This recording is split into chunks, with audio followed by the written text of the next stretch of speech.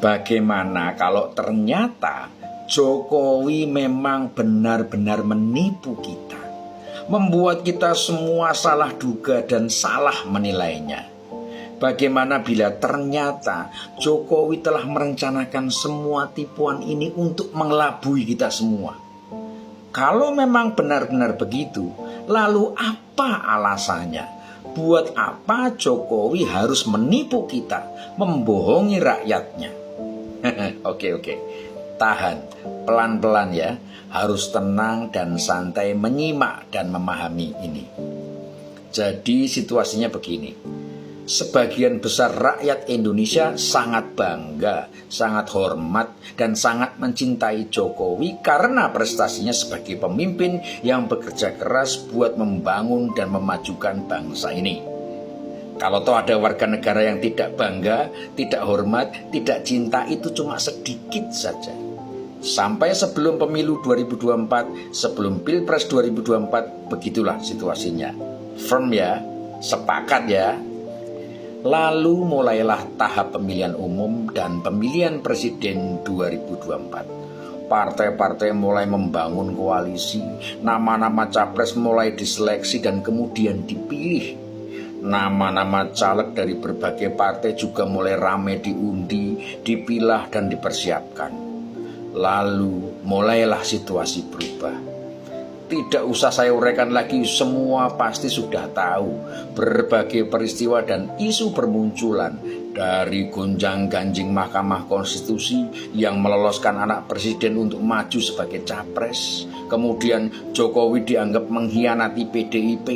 Lalu anak kedua presiden masuk PSI dan langsung jadi ketua umum. Terus hiruk pikuk kampanye dengan berbagai kegaduhan. Dan akhirnya proses pencoblosan yang memenangkan Capres Prabowo Subianto dan Cawapres Gibran Raka Buming Raka yang tidak lain adalah anak presiden secara telak dan mutlak diumumkan. Pilpres dan Pileg sudah selesai. Lanjut lagi dengan gugatan Capres kalah ke Mahkamah Konstitusi yang ternyata kandas karena tidak ada kecurangan yang terbukti.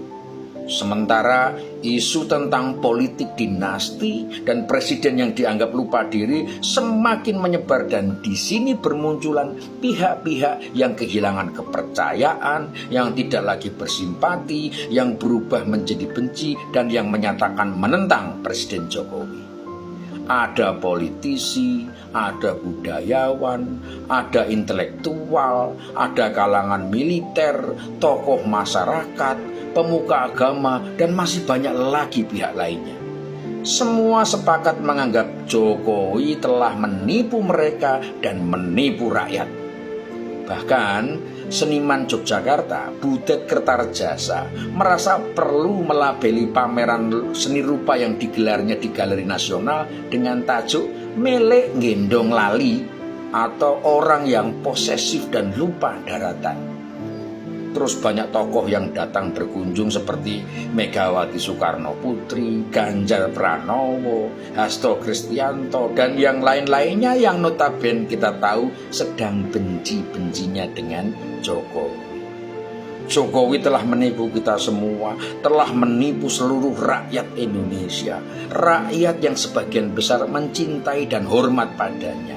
Rakyat yang secara eksplisit menyatakan tidak mau kehilangan sosok presiden seperti dirinya. Lalu seperti apa tipuannya? Seperti apa kebohongannya? Dan buat apa Jokowi menipu dan membohongi kita semua? Manuver-manuver yang dilakukan Jokowi untuk menjaga keberlangsungan pembangunan dan strategi memajukan Indonesia memang tidak populer dan mengundang kontroversi.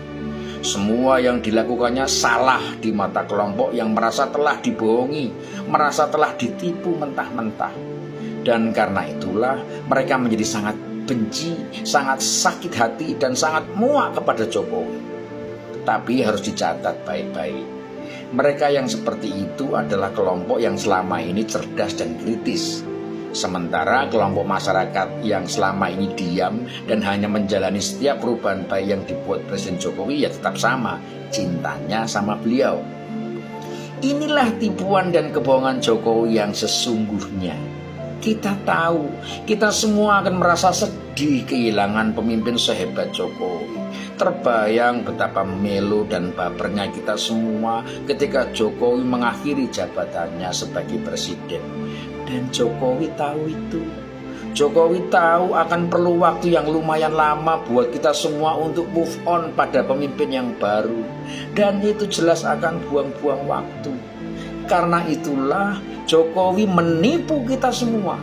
Jokowi membohongi kita semua dengan manuver-manuver terakhirnya, dengan jurus kamikaze-nya, membuat dirinya dibenci, membuat kita semua muak dan ingin melihat dia segera pergi. Dengan begitu, kita tidak akan menangis karena kepergiannya. Dengan begitu, kita tidak akan sedih karena kehilangan figurnya. Itulah cara Jokowi menipu kita semua. Kok bisa? Ya jelas bisa. Kalau kita benar-benar mengenal Jokowi. Dia itu seorang pekerja. Dia hanya ingin bekerja sekuat tenaga, bukan untuk mendapat puja-puji, tapi benar-benar untuk kemajuan bangsa ini. Dia tidak butuh dilulukan sebagai pahlawan. Dia tidak mengharapkan berbagai macam puji-pujian. Bagi Jokowi, Indonesia lebih baik, lebih maju dan lebih sejahtera adalah cita-cita utamanya. Jokowi ini benar-benar pemimpin gila yang mampu menekan pamrih sekecil-kecilnya. Kehormatannya mati karena dihakimi, nama baiknya gugur karena diadili, itu tidak membuatnya gentar. Sebagaimana keberaniannya menentang dunia barat dan pihak manapun yang ingin mendikte bangsanya. Jokowi tidak pernah punya rasa takut, bahkan rasa takut akibat kehilangan pendukung dan pengikutnya. Jokowi turun tahta sebagai syuhada. Dia biarkan namanya mati untuk kebaikan bangsa dan negaranya. Dan dia akan kembali berbaur menjadi rakyat biasa hingga Tuhan nanti memanggilnya.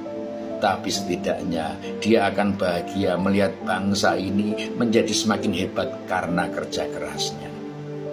Jokowi memang telah menipu kita semua agar air mata kita tidak tercurah, agar hati kita tidak hancur berkeping-keping karena kehilangan dirinya. Semoga bermanfaat.